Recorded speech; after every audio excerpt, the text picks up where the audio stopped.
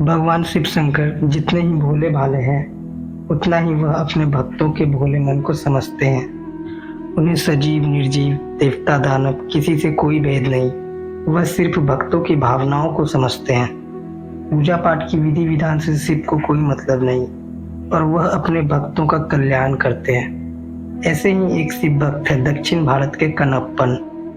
भगवान शिव ने स्वयं प्रकट होकर अपने उस भक्त को इसी नाम से पुकारा। अगर आप लोग हमारे चैनल पर नए हैं तो कृपया सब्सक्राइब कर लें। कन्नप उसकी दुर्लभ भक्ति और भक्ति की विधि देखकर सनातन धर्म चकित रह जाते हैं, क्योंकि उसे तो पूजा की विधि विधान तक पता नहीं था। वह तो यह भी नहीं जानता था कि मंदिर में जूते पहनकर नहीं जाना चाहिए। भगवान शिव को क्या अर्पित करना चाहिए और क्या नहीं, उसे इसकी कुछ मतलब नहीं था। बस वह शिवलिंग की सेवा में लगा रहता था। शिव पूजा के उसके अपने नियम थे। तो कहानी शुरू करते हैं। दक्षिण भारत के घनघोर वनों के भीतर एक जंगली शिकारी जाती रहती थी। उसके सरदार का नाम नाग था। वह क्रूर हत्यारा नाग सिंह के समान बलशाही था। वह आपके सामने जलने वाले विषैले बाणों से भरे तुनीर और धनुष बाण धारण किए वन में विचरता था। उसकी नीला नाम की पत्नी भी सिंहनी के समान डरावनी थी। वह शंखों और सिंह के दांतों की माला पहनती थी। धनुष बाण चलाने में वह भी अपने पति के समान थी।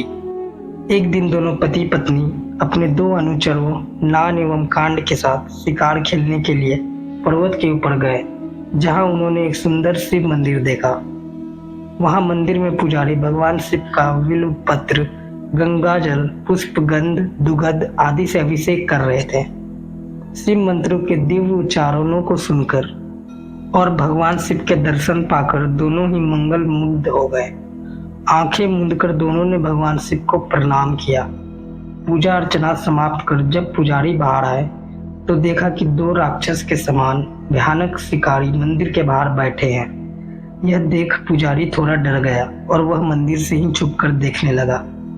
यह राक्षस नहीं है, कोई जंगली शिकारी स्त्री पुरुष है जो भगवान शिव को प्रणाम कर अपनी जंगली भाषा में भगवान शिव की स्तुति का प्रयास कर रहे हैं। भगवान शिव की प्रेरणा से पुजारी के मन में उन दोनों शिकारियों के प्रति स्नेह उत्पन्न हुई। पुजारी भगवान शिव का प्रसाद लेकर उन दोनों के पास आया और उन दोनों को प्रसाद दिया। भाषा की जानकारी ना होने के कारण उन सभी में कोई संवाद ना हो पाया।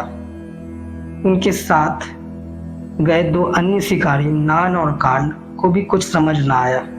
वह आपस में बातचीत करने लगे। कितना मोटा ब्राह्मण मिला है, मारकर खा जाओ, हमारे सरदार सनक गए हैं। मगर शिकारी दंपति ने वह प्रसाद खाया और ब्राह्मण के चरण छुए। ब्राह्मण जिन लोग से भयभीत था, उन्हीं शिकारियों को अपने चरण स्पर्श करते देख अत्यंत प्रसन्न हुआ और भगवान शिव की प्रेरणा से बोला, हे निषाद दंपति, भगवान शिव तुम्हें उत्तम संतान प्रदान करे जो कि तुम्हारे कुल और वंश का उद्धार कर दे। शिव के प्रसाद को ग्रहण करने के बाद निर्मल मन वाले शिकारी दंपति की शिव में आस्था बनी। उन्होंने भगवान शिव को हाथ जोड़कर नमन किया, मंदिर को प्रणाम किया और पुजारी जी से अपनी भाषा में कहा कि जब तक हम हैं आपको और मंदिर को कोई क्षति नहीं पहुंचेगी। आप निडर होकर प्रतिदिन मंदिर में आकर पूजा अर्चना कीजिए। पुजारी तो कुछ समझ ना पाया, मगर साथ रहे शिकारियों ने समझ लिया कि अगर इस पंडित को परेशान किया तो सरदार मार डालेगा। बहुत दिनों बाद भगवान शिव की कृपा से नीला ने एक अत्यंत सुंदर और भारी पुत्र को जन्म दिया। अपने भारी भरकम पुत्र को उठाकर सरदार नाग ने उसका नाम रखा तिन्न, अर्थात बहुत ही भारी। सरदार और उसकी पत्नी ने अपने बेटे को अस्त्र शस्त्र चलाने सिखा दी। शिकारी का वह बेटा सभी अस्त्र शस्त्र को चलाने में निपुण हो गया। 16 वर्ष की आयु आने पर नाग ने उसे अपने कबीले का सरदार बना दिया। अपने कबीले के नियमों के अनुसार नाग ने नवनियुक्त सरदार को प्रथम बार आखेट करने के लिए भेजा। साथ ही अपने अनुचरों नान एवं कांड को भी पीछे से भेज दिया कि कहीं इसे जंगली जानवर मार न दे। तिन्न ने अनेक जानवरों का शिकार किया और एक तरफ रख दिया। अपने सरदार की कारीगरी देखकर अनुचर बहुत खुश हुए। उसके पास आए, उन्होंने सभी शिकार उठा लिया। तभी एक बहुत विशालकाय जंगली जानवर सुअर ने उन पर हमला किया। अपने एक ही बाण से उसे सुअर को मार डाला और अपने कांधों पर उठाकर चल पड़ा। यह देखकर अनुचर विस्मित रह गए और कहने लगे कि यह सरदार हमारी जाति का नाम रोशन करेगा। फिर उसने सुअर को उठा लिया और चल पड़े। रास्ते में उन लोग को बहुत जोर की भूख और प्यास लगी। तिन्न ने पूछा, यहाँ मीठा पानी कहाँ मिलेगा, तुम्हें पता है? नान बोला, उस विशाल वृक्ष के उस पार एक पर्वत है और उसी के नीचे सुरवना नदी बहती है। तिन्न ने कहा, चलो तब वहीं चले। तीनों चल पड़े। वहां पहुंचने पर तिन्न ने पहाड़ पर चढ़ने की इच्छा जताई। नान ने भी जोर दिया, हाँ, यह पहाड़ बहुत ही रमणीक है। शिखर पर एक मंदिर है जिसमें भगवान जटाजुटधारी की मूर्ति है। आप उनकी पूजा कर सकते हैं। पहाड़ पर चढ़ते चढ़ते तिन्न की भूख प्यास गायब हो गई। उसे ऐसा मालूम होने लगा मानो सिर पर से कोई भार उतर जाता हो। उसे एक प्रकार का अनिवर्चनीय आनंद मिलने लगा। उसके भीतर कोई नई ही अभिलाषा उत्पन्न हो गई। वह बोला, नान, तुम्ही ने कहा है ना कि ऊपर भगवान जटाजुटधारी का मंदिर है, चलो उनके दर्शन कर आए। मार्ग में चलते चलते उसे ऐसा लगा कि यह पेड़ पौधे, जीव जंतु, पहाड़, पत्थर, नदी उसे बरसों से पहचानते हैं। उसे ऐसा लगा जैसे वह यहाँ हजारों साल रहा हो। उसे ऐसा लगा कि यह तो उसका अपना घर है। आगे रास्ते में उसे लगा कि यह वही वृक्ष है जिसके नीचे उसने कभी तप किया था, जहाँ कभी किसी ने सुअर के लिए उससे युद्ध किया था। उसे ऐसा लगा कि उसके भुजाओं में बल की वृद्धि हो गई है और वह विश्व का सर्वश्रेष्ठ धुंधार है। उसे यह एहसास होने लगा कि पूर्व जन्म में उसने यहाँ एक विशालकाय सेना के सेनापति को युद्ध द्वारा प्रसन्न किया है। एक सुअर के शव के स्वामित्व के प्रश्न पर उसने विकट युद्ध छेड़ दिया था। आज उसे उसी सुअर का मूल्य चुकाने जाना चाहिए, मगर उसे सब कुछ धुंधला धुंधला सा नजर आ रहा था। मगर उसकी याद वापस नहीं आती थी। उसे बार बार लगने लगा कि नहीं, मुझे दर्शन करके जाना चाहिए, कोई मुझे बुला रहा है। आगे बढ़ते ही सुगंधित वायु के झोंकों ने उसे और ऊपर चढ़ने के लिए प्रेरित किया। ऐसा लगा कि वायु देवता कहते हो कि जल्दी से ऊपर पहुंच जाओ। पर्वत को रोम रोम उसे ऊपर चढ़ने में मदद कर रहा था। वह बार बार कोशिश करता था कि उसे कुछ याद आए, परंतु वह तो देवताओं की भाषा और विधि ही नहीं जानता था। वे दोनों शिखर पर चढ़कर मंदिर के सामने पहुंचे। शिवलिंग को देखते ही भावुक हृदय तिन्न ने लपककर उसे गले लगा लिया। उसके आनंद का पार न रहा। उसकी आंखों से जोर जोर से आंसू बहने लगी। उसे तो न कोई श्लोक पता था और न ही उसे कोई पूजा विधि ज्ञात थी। वह तो अपनी भाषा में भगवान शिव से मनोहर कर रहा था। उसे तो अपने ईश्वर से अनंत प्रेम हो चुका था।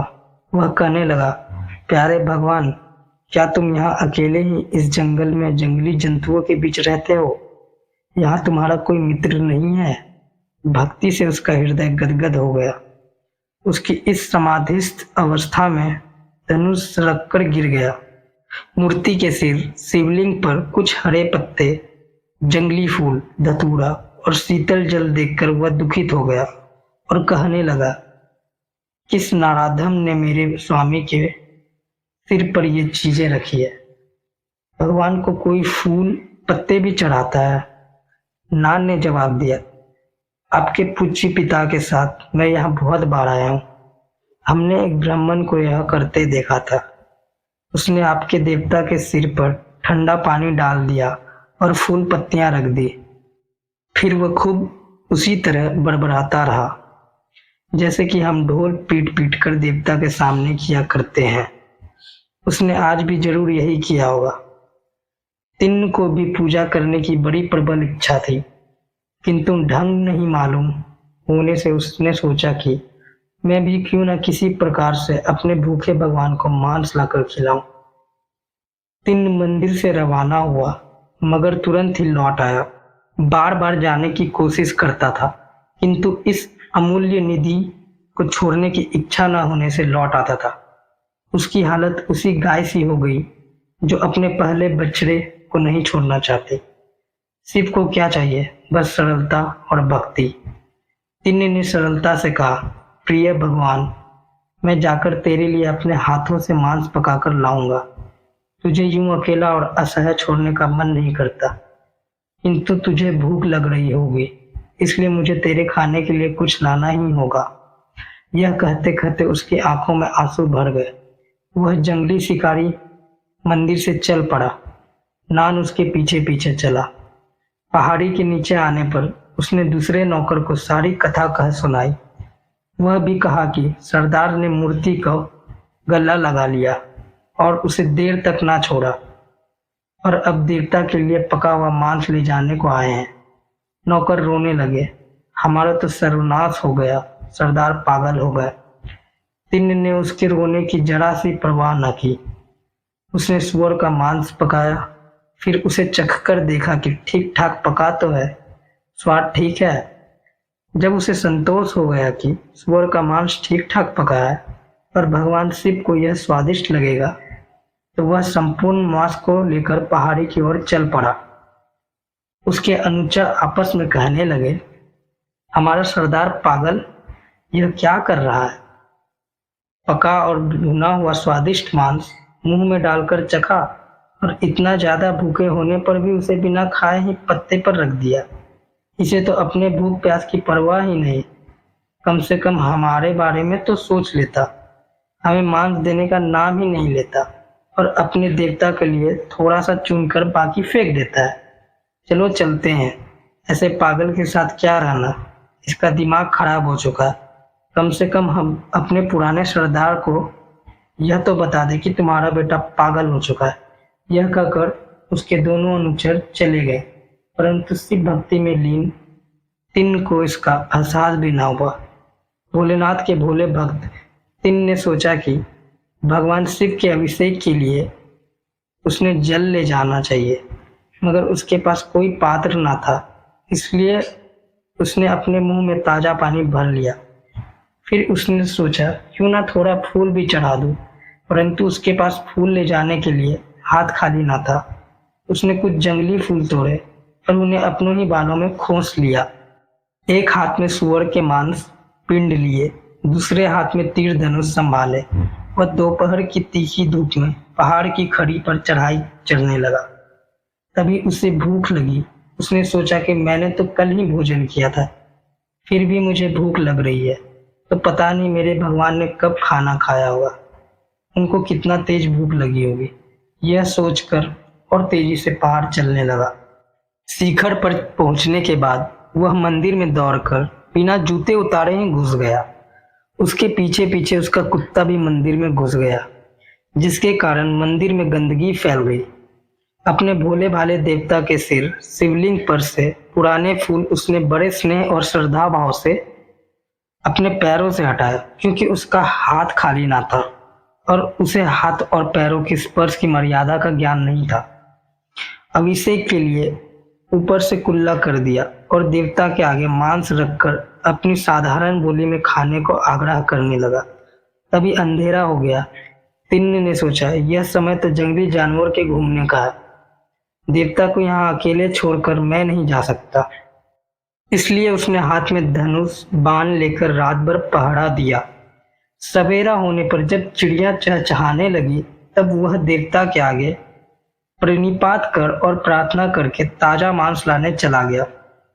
वह ब्राह्मण पुजारी जो पूजा किया करता था, नियम अनुसार प्रातः काल आया। मंदिर में जूते और कुत्ते के पैरों की छाप देखकर तथा चारों ओर मांस छितराया हुआ देखकर वह बहुत ही घबरा गया। विलाप करने लगा, हे वायुलिंग महादेव, अब मैं क्या करूं? किसी जंगली शिकारी ने मंदिर भ्रष्ट कर दिया है। लाचार होकर उसने मंदिर के प्रांगण को झाड़ बुहार कर साफ किया। मांस के टुकड़े कहीं पैर से छू न जाए, इसलिए उसे बड़ी कठिनता से इधर उधर चलना पड़ता था।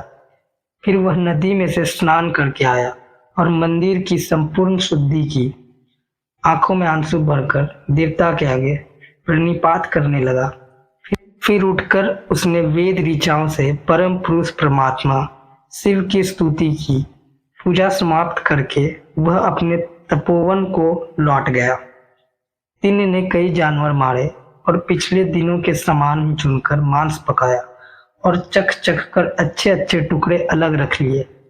उसने कई अच्छे ताजे मधु के छत्ते एकत्र किए और उनका मधु मांस में ही निचोड़ दिया और अपने मुंह में पानी भरकर बालों में फूल खोसकर एक हाथ में मांस लिए और दूसरे में धनुष बाण पहाड़ पर दौड़कर चढ़ गया। ज्यों ज्यों मंदिर निकट आता जाता था उसकी आतुरता भी बढ़ती जाती थी। वह बड़े बड़े डग भरता चला। उसने देवता के सिर पर से फूल पत्ते पैर से ठेलकर साफ किया, कुल्ला करके अभिषेक कराया।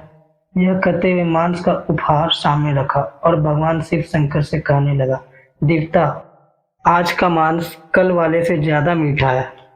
कल तो केवल सूअर का मांस था, आज तो बहुत से स्वादिष्ट जानवरों के मांस चक्कर और खूब स्वादिष्ट चुनकर लाया हूँ। उसमें मधु भी निचोड़ा है। इस तरह दिन के 5 दिन भर शिकार करके देवता के लिए मांस इकट्ठा करने और रात भर पहरा देने में बीते। उसे स्वयं खाने पीने की सुध ही न रही। तिन्न के चले जाने के बाद प्रतिदिन ब्राह्मण पंडित आते और रात के इस भ्रष्टाचार पर विलाप करते, मंदिर धोकर साफ करते, नदी स्नान करके शुद्ध करते और पूजा पाठ करके अपने स्थान पर लौट जाते। जब इतने दिनों तक तिन्न नहीं लौटा तब उसके सभी संबंधी और माँ बाप निराश हो गए। ब्राह्मण पुजारी रोज हार्दिक प्रार्थना करते, प्रभु मेरे पाप क्षमा करो, ऐसा भ्रष्टाचार रोको। एक रात स्वप्न में परमेश्वर उनके सामने आकर बोले, मित्र, तुम मेरे इस प्रिय शिकारी भक्त को नहीं जानते।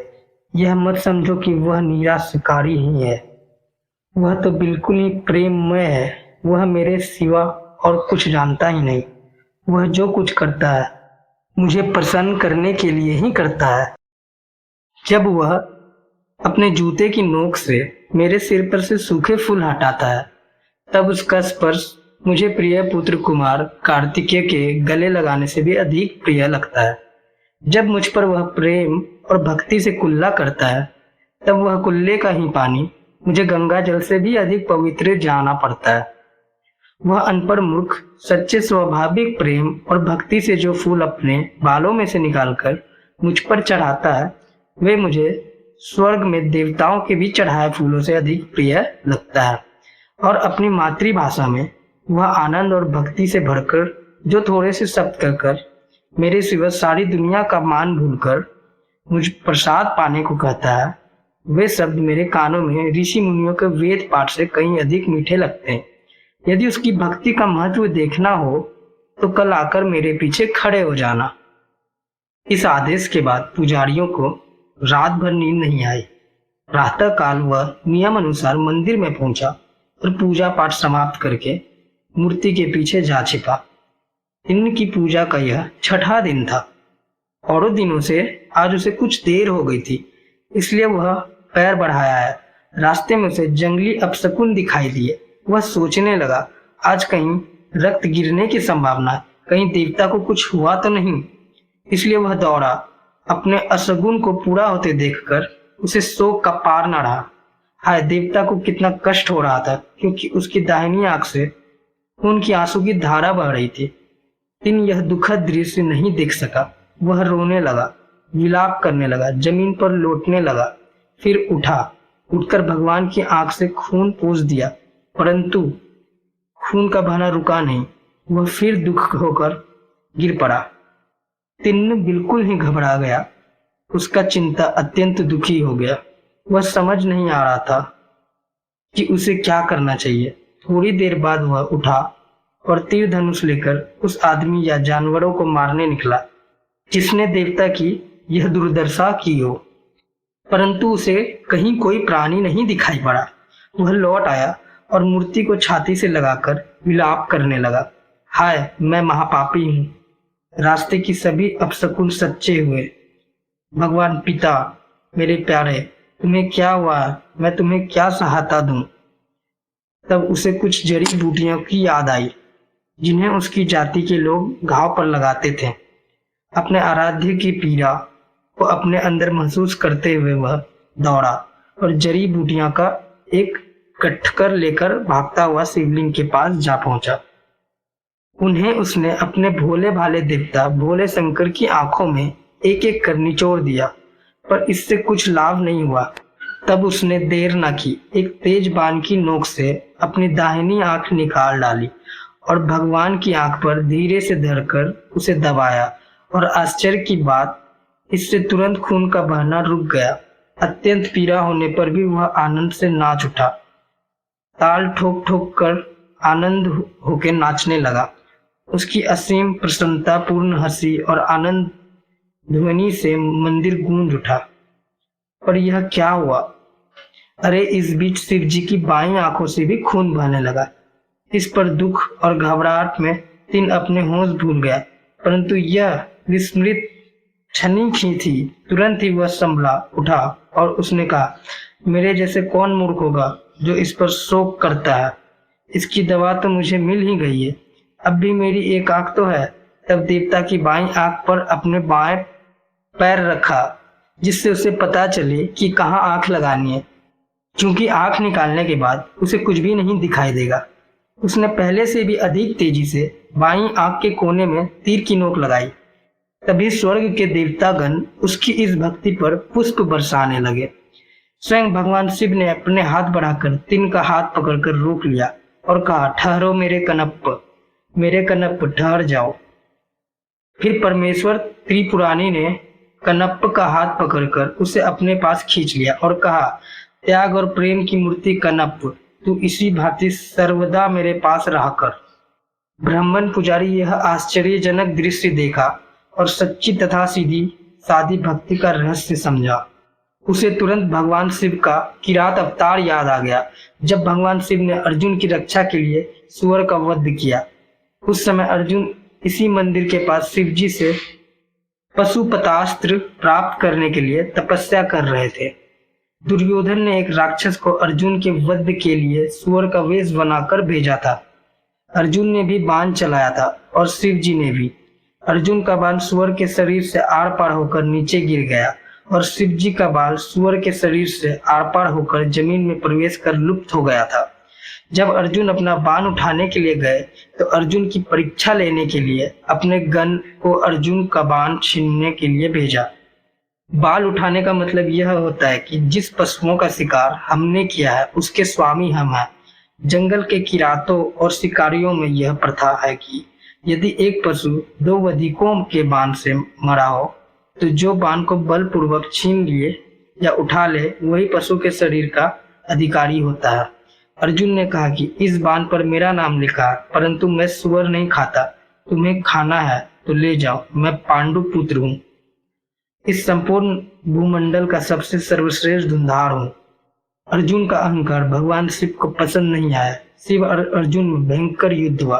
अर्जुन की वीरता को देखकर भगवान शिव ने प्रसन्न होकर उन्हें साक्षात दर्शन दिए और पशुपतास्त्र प्रदान किए, परंतु उस अहंकार का दंड अर्जुन को शिकारी के रूप में जन्म लेकर चुकाना पड़ा और वही सुअर के मांस खंड को शिव को अर्पित करना पड़ा। इस कथा का ज्ञान होते ही पुजारी ने शिकार के बार बार चरण छुए और शिव भक्त कनप्प को वही मोक्ष प्राप्त हो गया।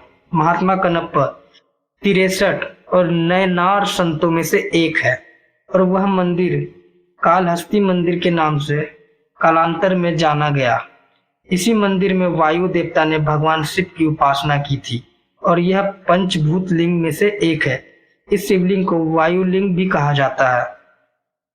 तो बहुत बहुत धन्यवाद आप सभी को हमारी यह शिव कथा सुनने के लिए। अगर आप लोगों को अच्छी लगी हो तो कृपया लाइक सब्सक्राइब करें।